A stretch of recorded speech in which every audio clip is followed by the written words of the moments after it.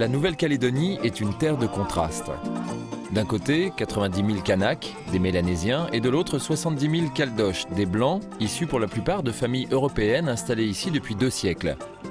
Tous vivent pourtant sur cette île riche en couleurs et en sensations.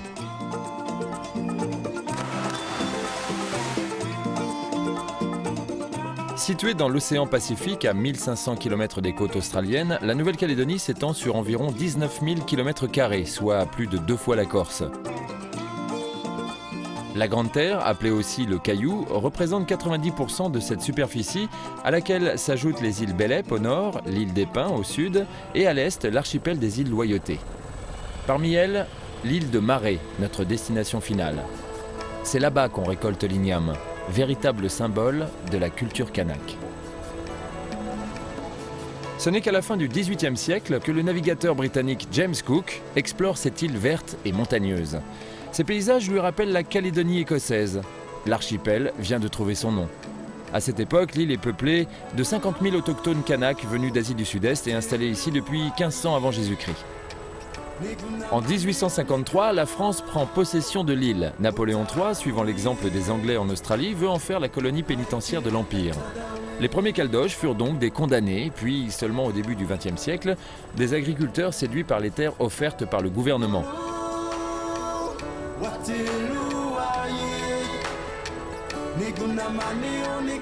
Inauguré il y a tout juste un an, à l'occasion du 9e anniversaire de la disparition du célèbre leader indépendantiste Jean-Marie Tjibaou, le centre du même nom, basé à Nouméa, s'est fixé pour objectif de promouvoir la culture kanak. Une mission confiée à Octave Tonia, le directeur. Quelle est la particularité du centre Jean-Marie Tjibaou ? Alors, le centre Jean-Marie Tjibaou est un outil qui permet de faire en sorte qu'on puisse trouver une symbiose entre tradition et modernité. C'est comment, à partir d'un outil moderne, on assoit ce qu'on appelle ici la parole de nos pères, la racine de notre culture, et comment cette culture, en fonction de son passé, puisse se projeter dans le présent, mais aussi se projeter dans l'avenir. Donc c'est plus qu'un centre culturel, c'est le reflet de l'identité kanak. C'est le reflet de l'identité kanak. C'est-à-dire que souvent, je dis l'approche de la culture ici.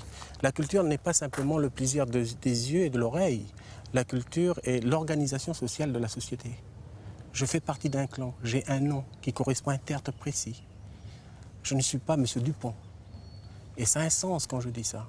C'est-à-dire que le centre essaie de donner une vision, notre vision de ce que c'est que la culture, à partir du vécu de notre vie de tous les jours et à partir de l'organisation sociale auquel chacun de nous appartient.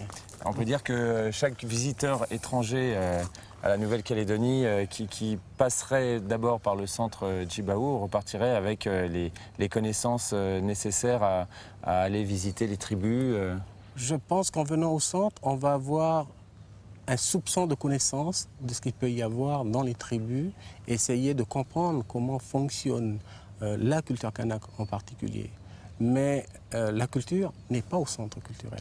La culture, elle est à la tribu, dans les chefferies, dans les clans, dans le théâtre tribal.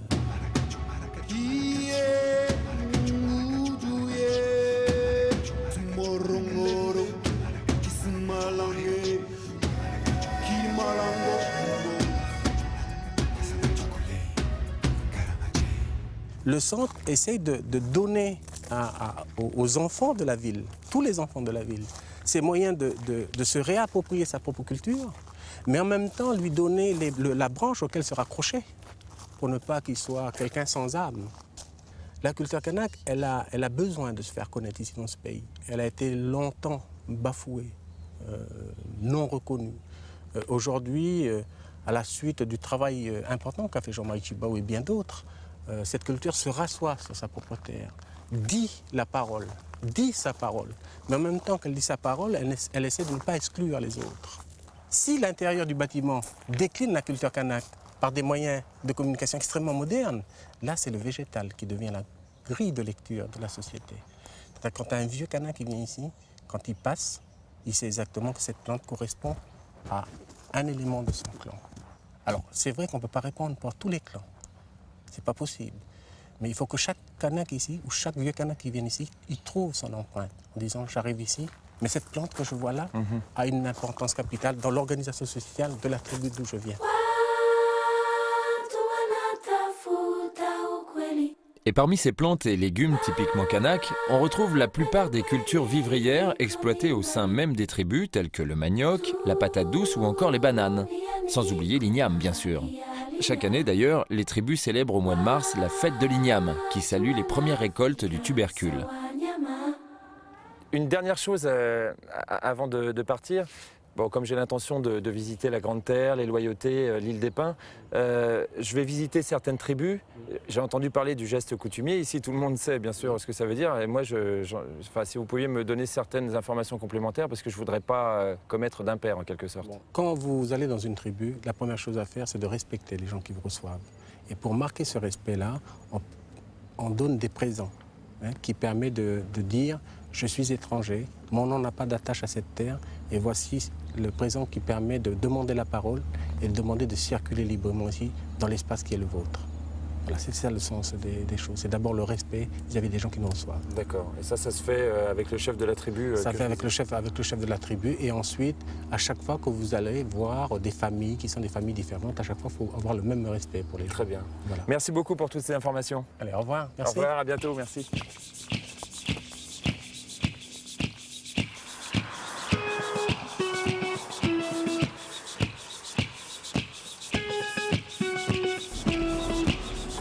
Direction Bourail, à 150 km au nord de Nouméa. Nous serons là-bas en terre caldoche. La plupart d'entre eux vivent en effet aujourd'hui le long de la côte ouest de l'île.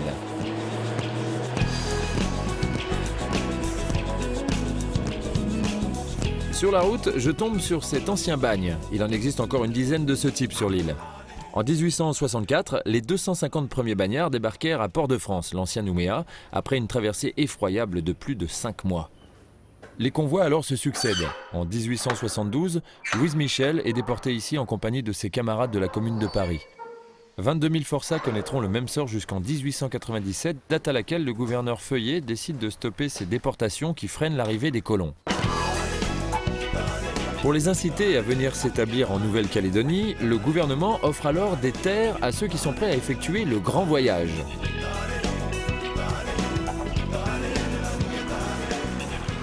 Vers 1900, plus de 250 familles, bretonnes et alsaciennes notamment, s'installent en Nouvelle-Calédonie. Parmi elles, les grands-parents d'Eugène Hernu.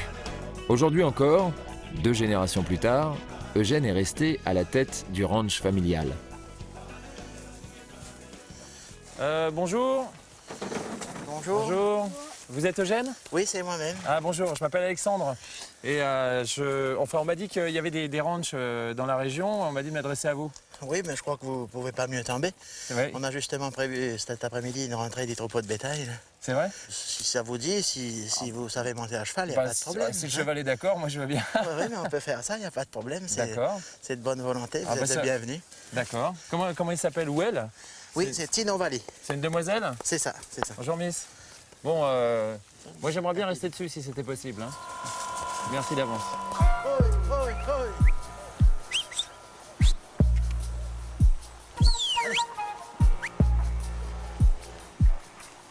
L'élevage intensif demeure la principale activité des Caldoches. Ils occupent plus de 90% de la surface agricole de l'île et sont souvent à la tête de vastes domaines appelés des stations. Les techniques employées, utilisation des chevaux pour assembler les troupeaux ou d'enclos en bois pour les trier, sont proches de celles adoptées dans les exploitations australiennes. Les anglicismes sont d'ailleurs très nombreux dans ce Far West calédonien. Eugène, par exemple, est un stockman. Le stock, terme utilisé pour désigner le bétail qui rentre ici au paddock, est essentiellement constitué de bovins. On dénombre aujourd'hui sur l'île plus de 100 000 têtes, principalement orientées vers la production de viande. L'exploitation d'Eugène regroupe environ 500 têtes sur 340 hectares. C'est l'une des plus importantes de la région. Depuis que le gouvernement a entrepris une politique de redistribution des terres aux Kanaks, peu de stations d'élevage dépassent en effet 200 hectares. Les opérations de marquage, castration, on en fait à peu près 2 fois dans l'année, 2 ou 3 fois dans l'année, avec des bêtes sélectionnées. En ce qui concerne les femelles, des bêtes qu'on a destinées pour la reproduction, donc les plus jolis formats. Et pareil pour les bœufs, puisqu'on garde un veau de l'âge de 8 mois à 3 ans et demi, il faut déjà le choisir de belles venues et de belles carcasses au départ. Donc, c'est systématiquement les plus jolis jeunes. Les autres sont directement en tant que veaux destinés à l'abattoir.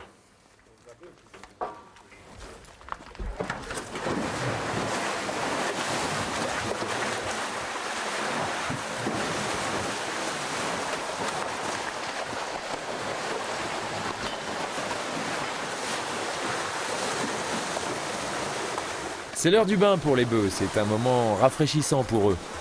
Si le cheptel de l'île ne cesse de décroître, c'est aussi parce que de nombreuses têtes sont victimes de la sécheresse.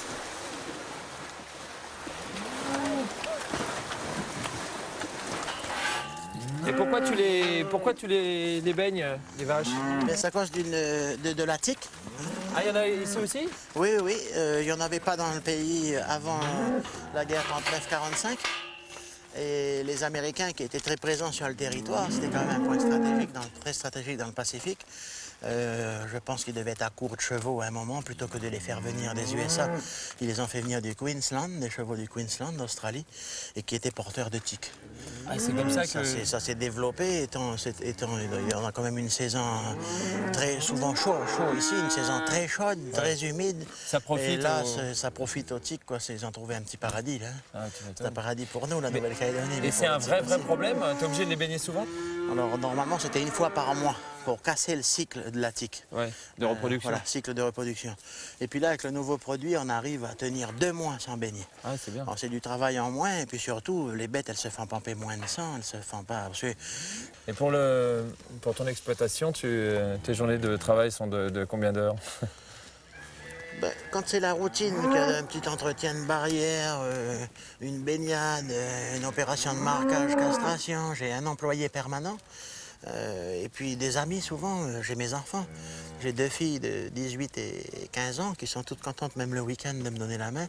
Puis mon fils qui a 11 ans et demi aussi, il est content, il monte bien à cheval. Il est déjà, pour son âge, il est déjà travailleur et puis bien dégourdi, quoi. Ça lui plaît? Ça lui plaît, Ouais. ça lui plaît. Mais par contre, alors quand on vient d'essuyer un cyclone, alors là, j'ai eu 4 hommes pendant 3 semaines et puis 2 hommes pendant 1 mois et demi. On est en train de terminer de réparer les dégâts du cyclone, sans compter l'abattoir qui était ici derrière moi, un petit abattoir domestique qu'on n'a pas encore refait et puis qui est complètement détruit.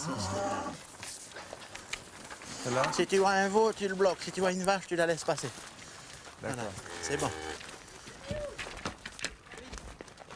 Mets-le contre les barres.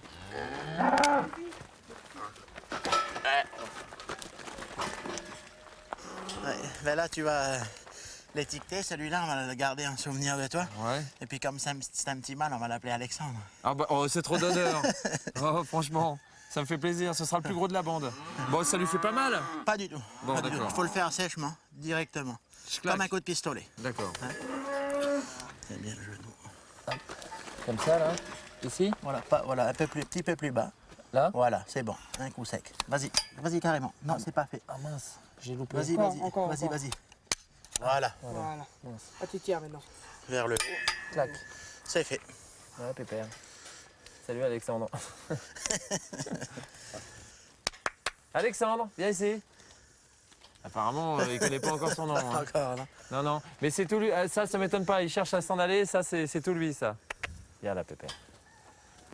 Bon. Bah écoute, hein, c'est mon premier veau. Ça va être un gros, tu crois? Oui. Pour un veau de quelques jours, il a déjà une belle carcasse. Ah ouais, j'étais pareil à son âge. Ah, c'était pareil. Le docteur a dit la même chose, en plus. Ouais. Super. Ça va, j'ai fait du bon boulot? Ben, c'est bien, Alexandre. T'as pas dépareillé par rapport à mes aides, la Stockman, que sont mon employé et mon fils. On dirait que t'as toujours fait ça avec nous. Merci, patron. C'est un vrai plaisir. Hein. Qu'ils soient descendants de pionniers britanniques, de forçats ou de colons, les Caldoches ont en commun avec les Kanaks leur amour et leur attachement à ces terres. Ils considèrent que ce sont leurs ancêtres qui ont permis de civiliser, puis de développer l'île.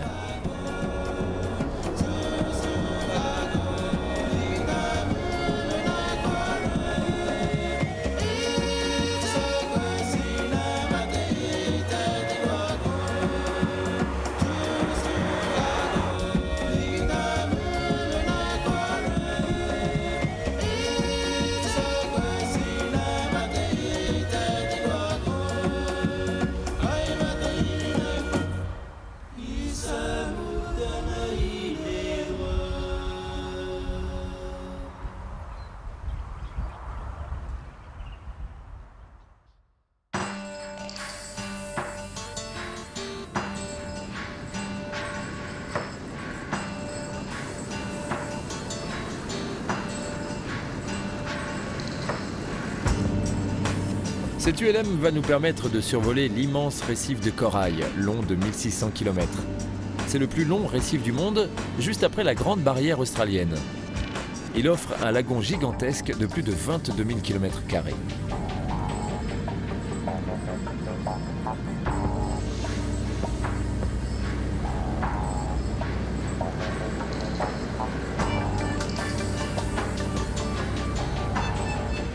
Ce récif s'est formé à l'ère quaternaire à la suite d'un simple affaissement de terrain. Après la déglaciation, une brusque remontée des eaux recouvrit les terres basses, constituant ainsi le lagon.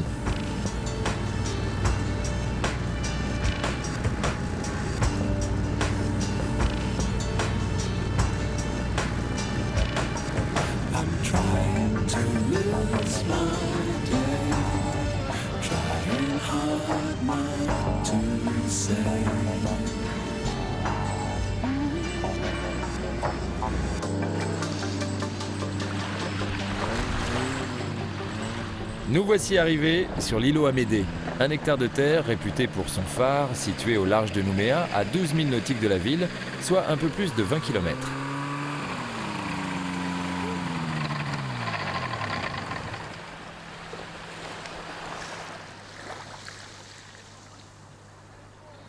Nous sommes accueillis par Pierre Larue, un expert des mers à la tête de l'association chargée de la protection du site. Bonjour, vous devez être Pierre? Bonjour Alexandre, oui, je suis Pierre. Je suis désolé, je suis un petit peu en retard. Bienvenue sur l'îlot Amédée. Oui, c'est beau. Hein. Vous avez fait un bon vol, là, ça s'est bien passé? C'était magnifique, magnifique. Au-dessus de la barrière, on est passé au-dessus de l'Ever Prosperity, le cargo échoué. Enfin bon, c'était vraiment magnifique. Puis alors le phare, on le voit bien. Hein. Il est très très beau. On se croirait dans un roman de Jules Verne, hein, ou alors il ressemble un peu à la même architecture que la Tour Eiffel avec ses gros rivets comme ça. C'est contemporain de cette période. Donc c'est vous le spécialiste du patrimoine maritime de la Nouvelle-Calédonie? Oui, enfin disons que je représente l'association Fortune de Mer. Vous allez me raconter ça? Oui, bien sûr. On attaque par du sport. Combien il fait de haut le phare? 56 mètres, 247 marches. 247 marches? Bah, je vous laisse passer devant. Hein.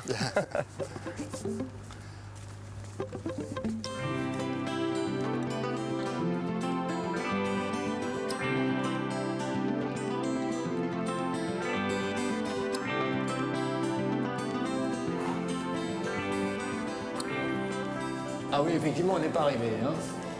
Wow.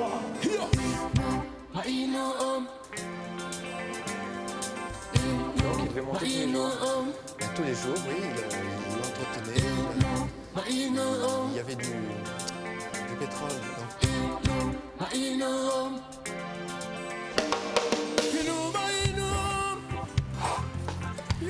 Oh là là. Ah oui, là ça valait le coup de monter. Là. Fabuleux, hein. Les lumières du phare portent à plus de 50 km, autrement dit bien au-delà de Nouméa. La maquette de cet amas de plaques de fonte boulonnées les unes aux autres fut même présentée à l'exposition universelle de Londres en 1867. Alors, l'histoire de ce phare, c'est... J'ai vu à l'entrée, il a été construit sous Napoléon III, c'est ça?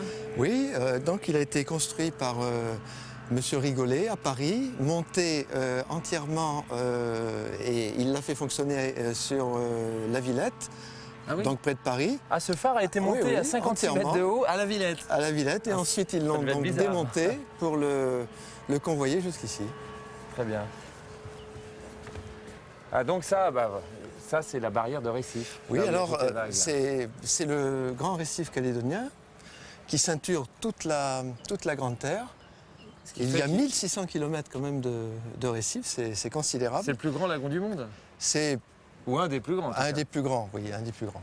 Ouais. Donc la barrière est entrecoupée de passes, comme donc la passe de Boulari, qui est principalement utilisée pour les navires qui viennent sur Nouméa.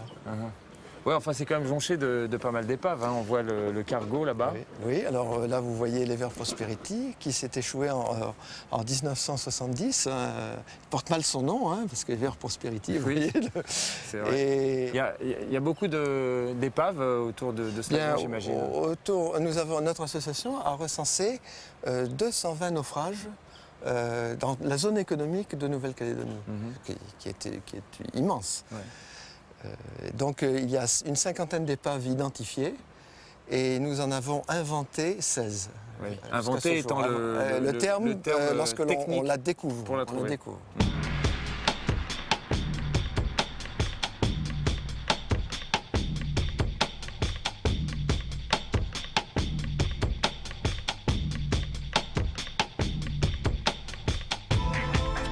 Les eaux du lagon sont très poissonneuses et accueillent une faune corallienne d'une grande diversité. Des espèces rares que la plongée reste le meilleur moyen d'approcher, à condition de bien suivre les conseils de Bernard Andréani, responsable du club de plongée de l'îlot Amédée. Bon, on se met à l'eau. On va prendre quelques minutes pour respirer. Ensuite, on va descendre le long de la plateforme. Il y a un fond de 4 mètres pour commencer, donc c'est tranquille. Ouais. Tu en profites pour bien équilibrer tes oreilles. C'est-à-dire au fur et à mesure où on va descendre le long de la plateforme, chaque fois que tu sens la pression, tu équilibres. Arrivé à 4 mètres, normalement, on est tranquille là et on ne va pas pour l'instant descendre plus profond. Après, on va se balader un petit peu et à une quinzaine de mètres plus loin, les poissons sont habitués à être nourris là, donc on va s'approcher puis on va voir ce qu'ils font. Ils vont venir autour de nous, tu vois, il faut une sarabande. On va sortir un peu de pain. S'ils te mordent, bon, c'est jamais méchant, il n'y a pas vraiment de poissons agressifs ici. Bon, une fois qu'on a été sur le fond de 4 mètres, on va descendre un peu plus profond. Et là, sur un fond de 20-25 mètres, on a une super épave appelée la Diépoise, un bateau, un ancien dragueur de mine coulé pour les plongeurs. C'est une réserve naturelle depuis 91. Et donc là, il y a plein de choses à voir. Déjà l'épave en elle-même, on va un peu se balader à l'intérieur. Il va y avoir des becs de canne, des perroquets, des loches, des carangues. C'est vraiment plein de poissons, mais ça fait un récif artificiel. Quand on se baladera dans l'épave, on fera attention. De temps en temps, il y a des rascasses, des ptéroïs volitants avec des longues aiguilles. Ça peut être, c'est venimeux. Donc il faut bien regarder, on fera attention où on met les mains. Et tu vas voir, c'est une balade extraordinaire.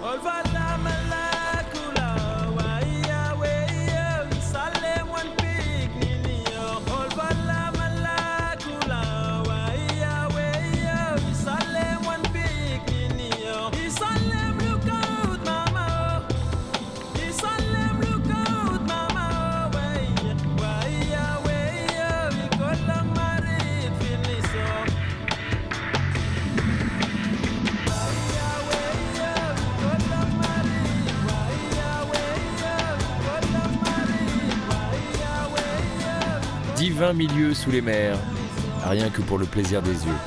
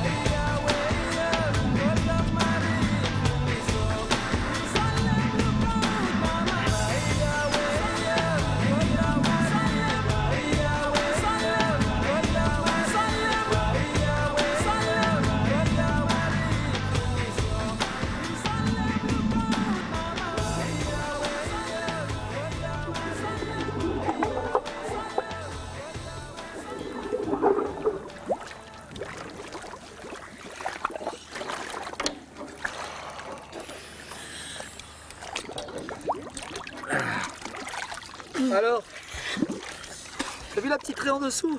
Ouais. Bon, il fallait bien rentrer sous le corail, mais on la voyait, après, on la voyait bien. Et c'était quoi ces espèces de longs poissons avec le museau plat dessus là? C'est des rémorats en fait, c'est les poissons qui se collent, on appelle ça communément par erreur le poisson pilote, mais c'est les poissons qui se collent sous les raimentales, les requins et tout, et puis ils ouvrent grâce à leur ventouse, ils ouvrent leur gueule et ils se nourrissent de ce que des restes quoi. D'accord. Et c'est très vorace, il y en a partout et tout, tu as vu, ils viennent te mordre dans la main, te manger dans la main. Ouais, celui-là il passait pas mal.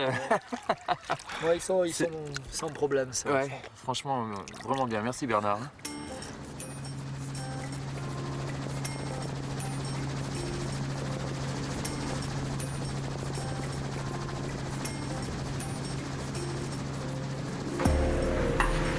Retour vers Nouméa en jet ski. Direction l'une des plus belles plages de la ville, l'Anse Vata.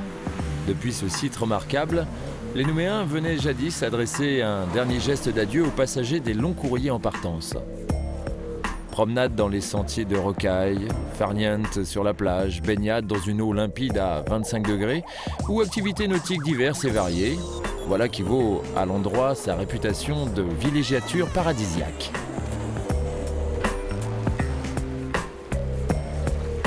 La Nouvelle-Calédonie possède plus de 500 km de plage où le sable blanc côtoie l'immense lagon bleu turquoise. Véritable mer intérieure ceinturée par les récifs coralliens, le lagon, qui peut atteindre 40 km de large, ne dépasse guère les 40 mètres de profondeur. Condition exceptionnelle pour le repos, la détente et toujours le plaisir.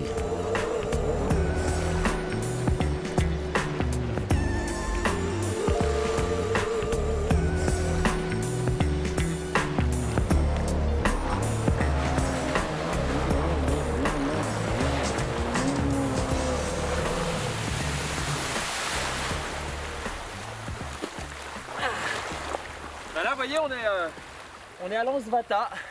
Il y a plus désagréable comme endroit. Et ici, contrairement aux apparences, c'est un spot de planche à voile.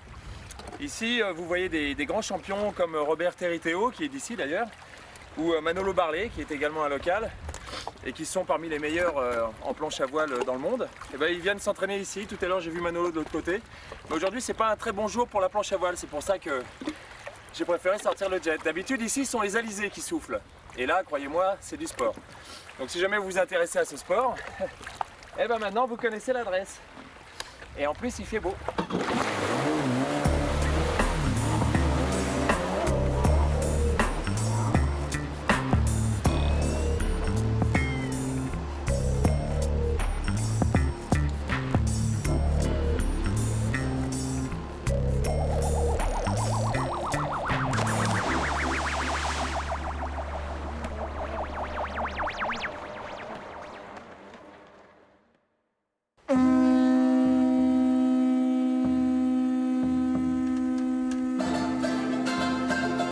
Chaque année, plus de 100 000 touristes font escale en Nouvelle-Calédonie.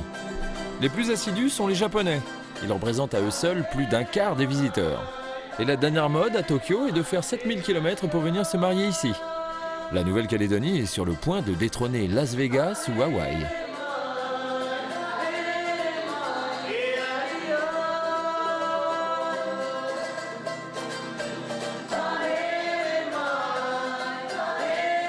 Mais en fait, Daniel Gringor n'est pas un prêtre comme les autres.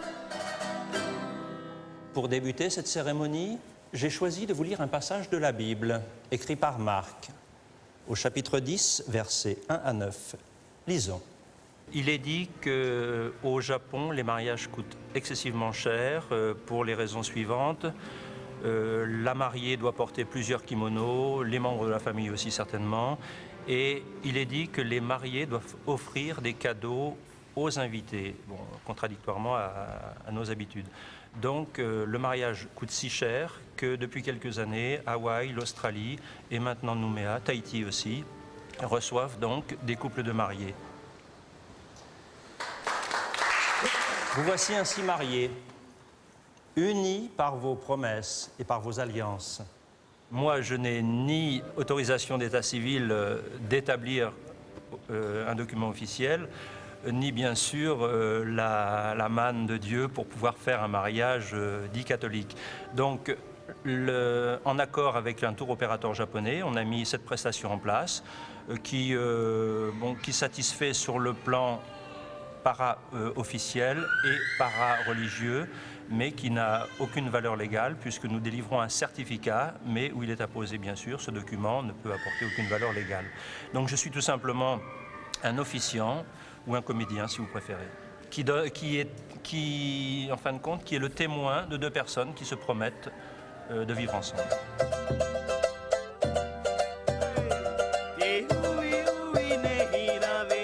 Cet engouement des Japonais pour la Grande Terre remonte à la publication d'un best-seller dans les années 60 de Katsura Morimura, qui n'hésita pas à qualifier la Nouvelle-Calédonie d'île la plus proche du paradis.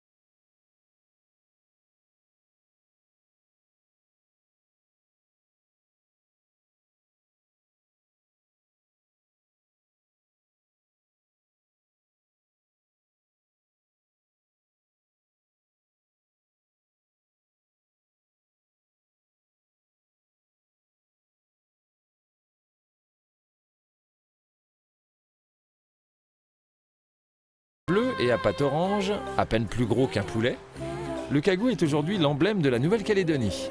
Et c'est bien sûr une espèce protégée.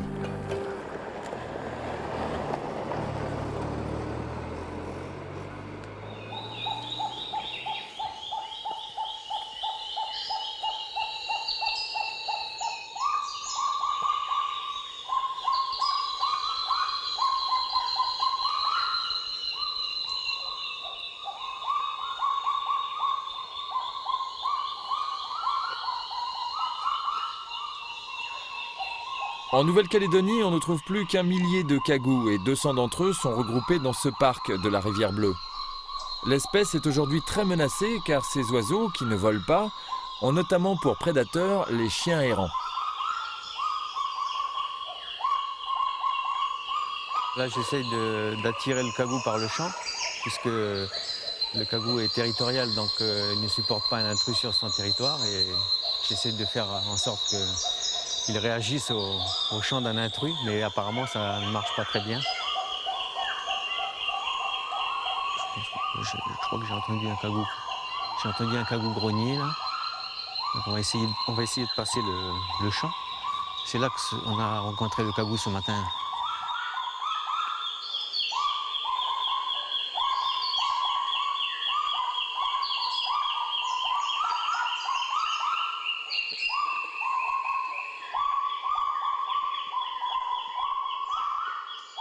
Premièrement, il n'existe qu'ici, et puis deuxièmement, c'est un oiseau qui est particulier, avec sa huppe, avec c'est la position des ailes lorsqu'il est en agressivité. Et puis aussi, c'est sa rareté qui a fait aussi qu'il a été pris comme emblème de la Nouvelle-Calédonie.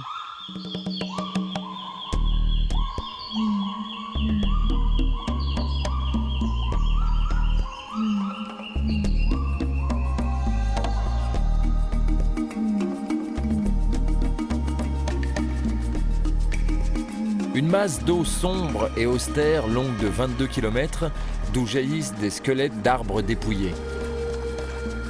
Nous sommes ici en plein cœur de la forêt noyée. Le responsable du parc, Christophe Lambert, c'est son nom, a accepté de jouer pour nous le rôle de guide.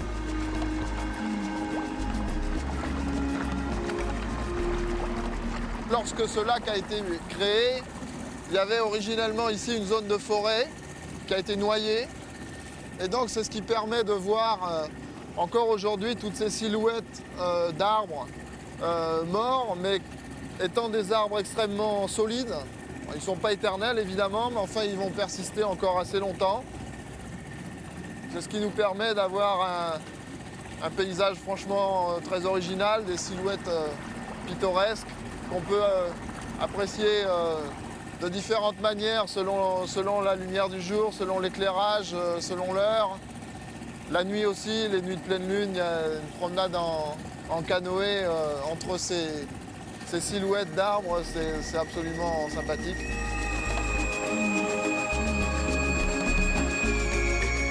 Cette région est si particulière et a un aspect si étrange, écrivait un auteur local, qu'elle fait songer à une autre planète.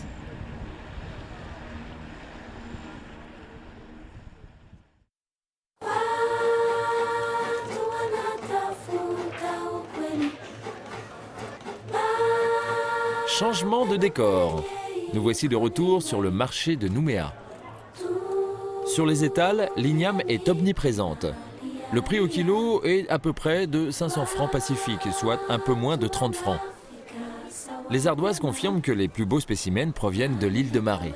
Avec le poulet, la citrouille, la noix de coco et les bananes, l'igname est un ingrédient indispensable du plat kanak le plus populaire, le bougna.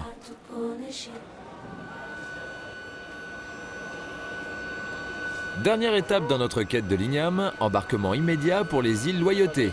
Départ de la Grande Terre pour l'île de Marée, le fief du tubercule.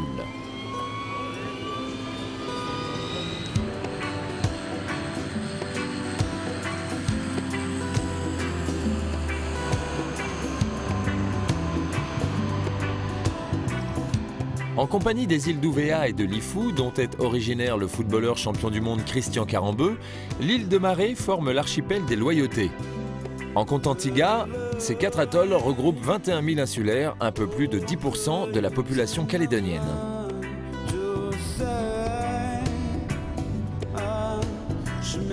Bienvenue en Kanaki. Marée est la plus australe et sans doute la plus authentique des îles Loyauté. L'île est divisée en 8 districts qui regroupent 29 tribus. Parmi elles, la tribu de Eni, basée à la pointe sud de l'île. Je suis accueilli par Léon Dunara, le chef du clan. La première occasion pour moi de faire la coutume, comme on dit là-bas. Bonjour Léon. Bonjour Alex. Je suis venu pour faire la coutume. Voilà, parce que je viens d'arriver sur l'île et j'aimerais bien pouvoir me balader un petit peu dans l'île et puis éventuellement savoir si tu as accepté de me guider et de me montrer un petit peu tout ce qu'il y a à voir ici à Marée. Merci. Dans la vie d'Akanak, il est très très important le geste parce que c'est le passeport de là où tu vas dans telle ou telle tribu, dans tel ou tel district. Tu vas fouler le sol de quelqu'un. C'est à partir de ce geste-là que tu le fais ici chez moi parce que je suis un coutumier dans ce district-là. C'est à partir de ce geste que tu demandes l'autorisation. Et j'accepte ton geste et je te remercie beaucoup. Je te souhaite un bon séjour ici à Marée, dans la tribu de Eni et dans toute l'île de Marée. Merci beaucoup. Merci Léon.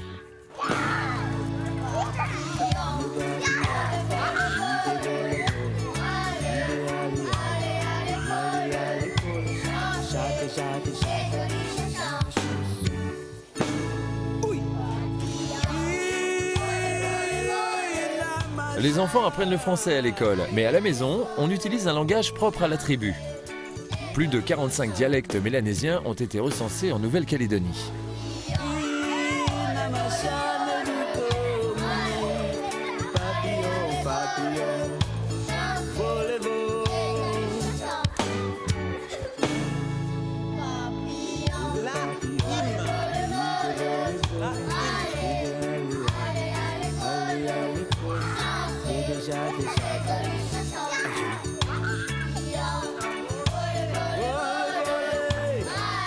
La vie sociale dans la tribu est bien plus organisée qu'il n'y paraît. L'économie est basée sur l'échange, le troc, et ici, jamais personne n'oublie le sens du terme communauté. 90, 12. Pour les 3.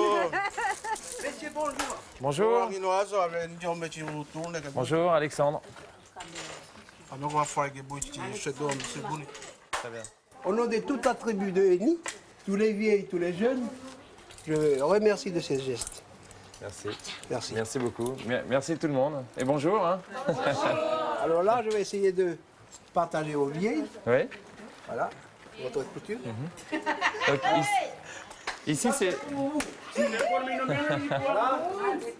Là, c'est pour Canada. Et puis, là, ça c'est pour moi, parce que c'est moi qui ai remercié le... C'est normal. Vous jouez à quoi là? Au domino. Ah d'accord. Je sais pas, c'est elle là.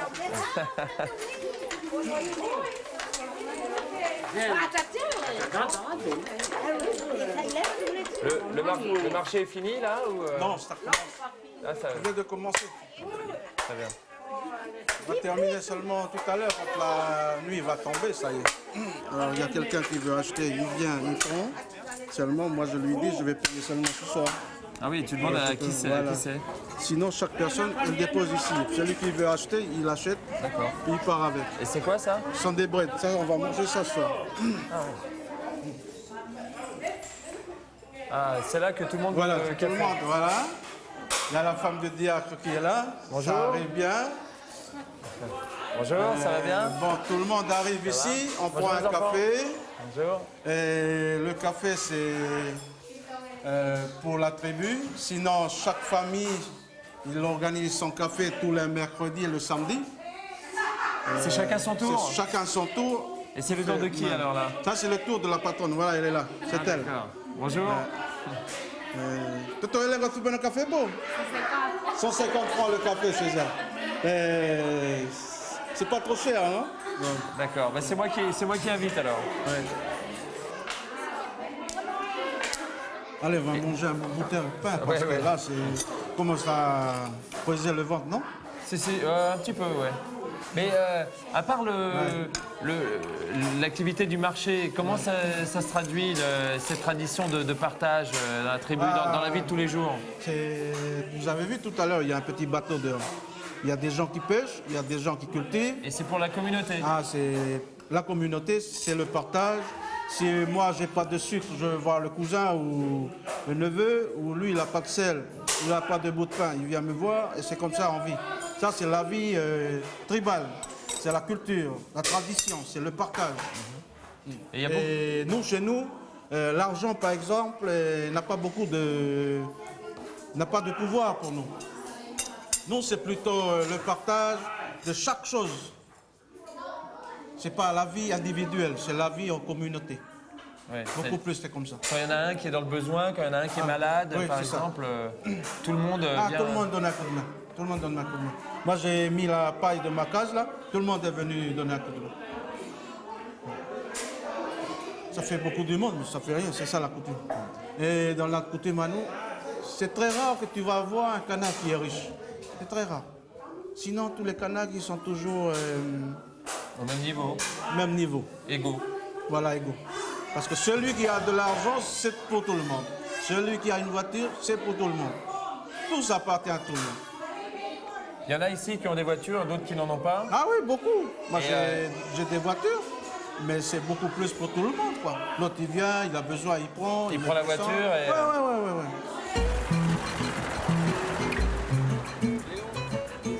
En voiture, justement, direction le paradis sur Terre. Cette petite île du bout du monde, en plus de ses kilomètres de plage de sable blanc, profite en effet d'un relief très diversifié.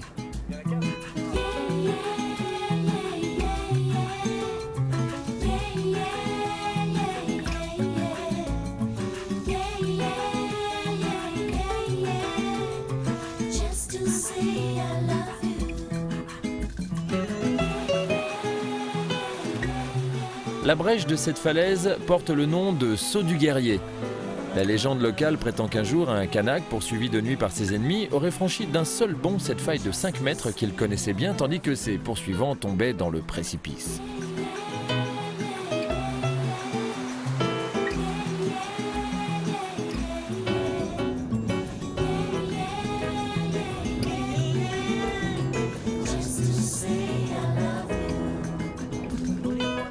Ultime étape avant les champs d'Igname, Léon refuse de me laisser partir sans faire un saut à l'aquarium naturel de Marais, une étonnante piscine circulaire taillée dans le corail. Un endroit particulièrement enchanteur. L'eau y est claire, d'une extrême limpidité. Oh, c'est un petit coin, c'est retiré où la mer elle rentre, elle sort. C'est à côté de Tadine, ça. Oh, comme c'est beau! Ouais. Oh là là, le paradis! Oh, c'est magnifique! Dis donc, c'est plein de... Là, la marée commence à monter, là. Ah! Il y a quoi comme hauteur d'eau, là? Il y a quoi? 1 mètre? Oui. Ça donne envie de piquer un plongeon. Sinon, le bout de pain, il faut donner à manger aux poissons à chaque fois qu'on vient ici. Ah bon, c'est la tradition? C'est la tradition. Je peux? Ouais.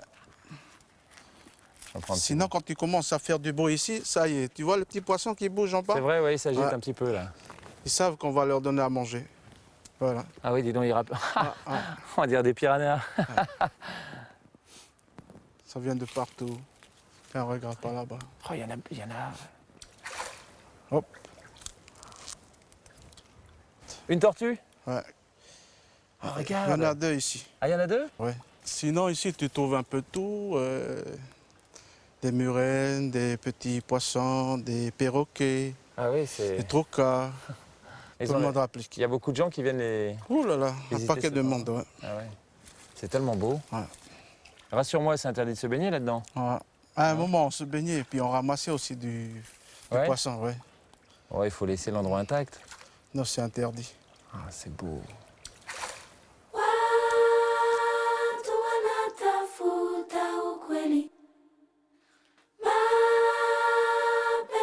Ce voyage en Nouvelle-Calédonie touche à sa fin. Léon me conduit à son champ d'Igname, symbole de pouvoir dans la culture kanak, qui veut que la terre soit sacrée. Ce culte est d'ailleurs sans doute à la base de bon nombre de malentendus survenus depuis un siècle et demi. Lors de la colonisation, les autorités françaises confisquèrent 90% des terres kanaks aux Mélanésiens, qui furent alors cantonnés dans des réserves délimitées par l'administration. En 1946, un long processus de redistribution des terres se mit en place. Bien trop lent au goût des Kanaks. D'où te vient toute cette terre, puisque tu es le principal propriétaire terrien ici? Ça vient de mes arrière-grands-pères, de mes grands-pères. On a acquis tout ça par rapport à la guerre. Parce que mes grands-pères sont devenus mon grand-père est devenu un grand chef coutumier. Tu parles des guerres tribales? Oui, des guerres tribales. Au siècle dernier? Ouais, 1800, 1900. Et c'est comme ça que moi, j'ai eu beaucoup de terrain. Et tu vas les faire... donc tu en as hérité, et tes enfants vont en hériter également? Oui, ça y est, j'ai fait le partage. Ah, déjà? Comme j'ai 4 garçons, alors j'ai partagé chaque coin à mes garçons. Et là, il n'y a pas longtemps, quand moi j'ai dit ça à la tribu, il y a des gens, quand ils vont cultiver, ils savent, ils demandent à mon garçon, le dernier ou le premier, ils s'adressent à eux. Parce que j'ai déjà donné mes terres à eux. Ça leur appartient. Et ils ont quel âge tes garçons? Il y en a 23 ans, le premier, le grand, 23 ans. Sinon le dernier, il a 16 ans. 16 ans? Et pas trop jeune pour décider de tout ça, non? Non, parce qu'il faut commencer très jeune pour leur donner la responsabilité, pour dire, bon, tu as des terres, il faut donner un petit peu à d'autres, parce qu'ils n'en ont pas, ce n'est pas leur faute, pour qu'eux, ils mettent en valeur. C'est important. On a des terres pour mettre en valeur, pour pouvoir faire vivre des hommes. Non pas dire, moi j'ai beaucoup de terres, puis je laisse comme ça mes terres dans la forêt pousser, tout ça. Non, c'est pas ça. Toujours la communauté. Toujours en communauté. C'est pour ça qu'il n'y a pas de, justement, il n'y a pas de grillage, de délimitation. Non, il n'y en a pas. Non. Il n'y en a pas.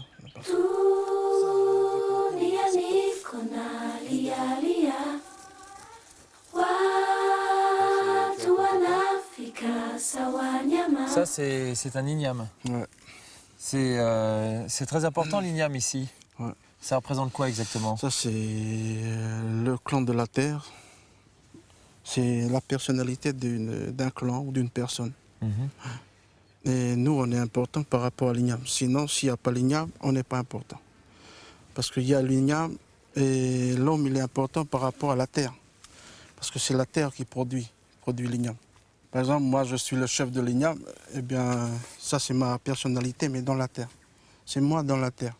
Sinon, à chaque fois que je me déplace partout, dans les cérémonies coutumières, je dois emmener l'igname comme ça. Sinon, un grand ou un petit, mais c'est toujours l'igname. Sinon, comme vous avez fait la coutume à moi, avant d'arriver ici chez moi à Yeni, je vous fais la coutume pour votre départ ici. C'est vrai? Ouais. Oh, mais merci beaucoup. Merci beaucoup, Léon. Merci. C'est très très sympa. Mais il faudra m'apprendre comment le cuisiner. La prochaine fois, tu reviendras. C'est promis. Inabakia tu Mungu atuponeshe.